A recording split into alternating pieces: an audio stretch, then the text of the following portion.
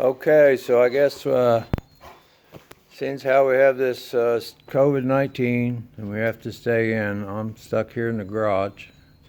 And when I'm not online, trying to talk to all the students and everything. You're watching Bo. He's my German Shepherd.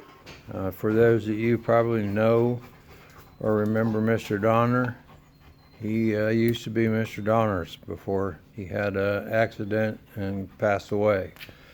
So I have what I call a few of old paint guns. Now these are surely, I know they're pre-1995, but I thought that'd be interesting for you guys to see. I'll start out with this cheap one here. It's just a knockoff of a DeVelbus siphon feed. Okay, paint went in the cup in the bottom, and you definitely it was a lot different, and it had the suck thing up there, and as you can see, the cup has a little, at the top of the cup there's a little deflector type thing that goes in and serves as a gasket, plus it also keeps it from dripping out the hole up here. It's top when you did that, so you has to get air, and that's just a cheap knockoff one. An oldest one I probably have, not right now. Here's a Binks BBR. This was pretty hot setup back about 1990. It was a pretty expensive gun. I loved it. It works out great. Same type of setup with the cup. Okay, it's a siphon feed. This cup was a DeVelbus cup I bought for the gun that fit, and you really can't see it, but it's Teflon lined. It made it a lot easier to clean. Next we have this here is a touch-up brush, a siphon feed. There again, I think this is a knockoff of a DeVelbus. It's just a small gun that you were able to shoot and paint with, but it's still a siphon feed, and do small jobs or touch things up just when you needed to.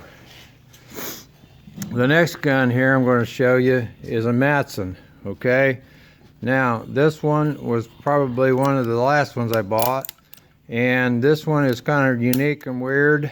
It is a siphon feed, but it is made to interchange, not a siphon feed, I'm sorry, it's a gravity feed, but it's made to interchange. This cup here actually was for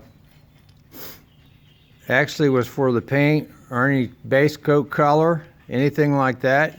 You snap it on there. Hold on just a second. I'll snap it on. Just put it in. Change it. It snaps back. And then you hook up the little hose. Okay. What this does is this allows you to have two separate cups, one for clear and one for a base coat color. Of course, the nozzles are different in the fluid tips and the nozzles, and it ran really off a really low air pressure, like I'm talking 10 or 11 pounds back here. But what the deal with this hose going up to the top is that puts a really small amount of pressure into that, and they did this in order to meet the HVLP and all the guidelines that were starting to come down.